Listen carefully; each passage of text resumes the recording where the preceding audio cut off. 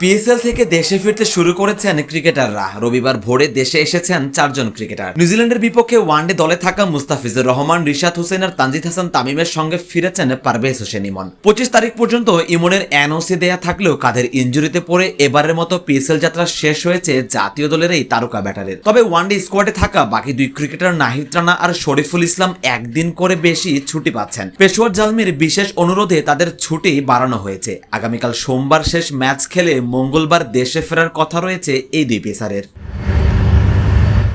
এবারই প্রথম এতজন ক্রিকেটার একসাথে কোনো বিদেশি লিগে খেলতে গেছেন। কেমন ছিল তাদের পারফরম্যান্স, চলুন সেটাই এক ঝলকে দেখে নেওয়া যাক।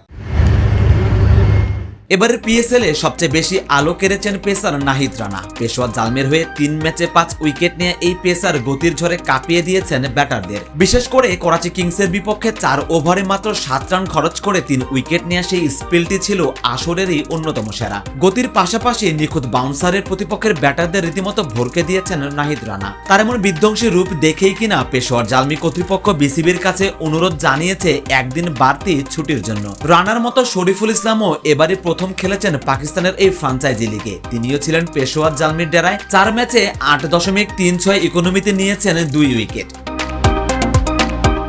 শরীফুল রানার উত্থানের বিপরীতে পিএসএল এ কিছুটা হতাশ করেছেন রিশাদ হোসেন। হোবার্ডে বর্ষসেরা হয়ে পাকিস্তানে আসলেও নিজের ছায়া হয়েছিলেন এই লেগ স্পিনার। 4 ম্যাচে উইকেট পেয়েছেন মোটে 2টি আর ওভার প্রতি রান বিলিয়েছেন 11-এর উপরে।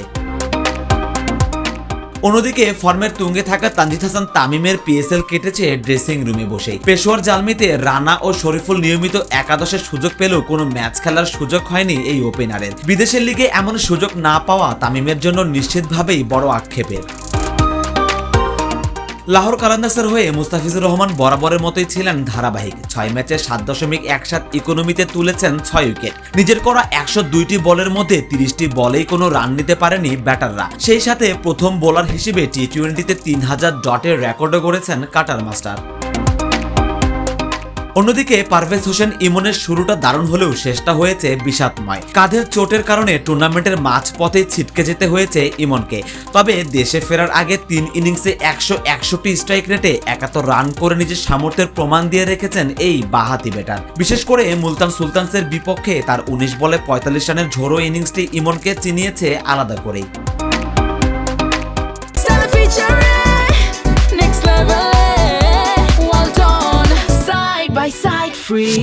পিএসএল এর অভিজ্ঞতা পুঁজি করে এবার ঘরের মাঠে নিউজিল্যান্ডকে রুখে দেবার পালা। নাহিদ রানা ও শরীফুল ইসলাম মঙ্গলবার দেশে ফেরার পরে পূর্ণ উদ্যমে শুরু হবে নিউজিল্যান্ড সিরিজের ক্যাম্প। 17 এপ্রিল থেকে শুরু হতে যাওয়া 3 ওয়ানডে আর 3 টি-20 সিরিজে এই পেস ইউনিটি হবে বাংলাদেশের তুরুপের তাস। বিদেশের কন্ডিশনে বড় তারকাদের বিপক্ষে খেলারই আত্মবিশ্বাস ঘরের মাঠে কতটা কাজে লাগে এখন সেটাই দেখার অপেক্ষা।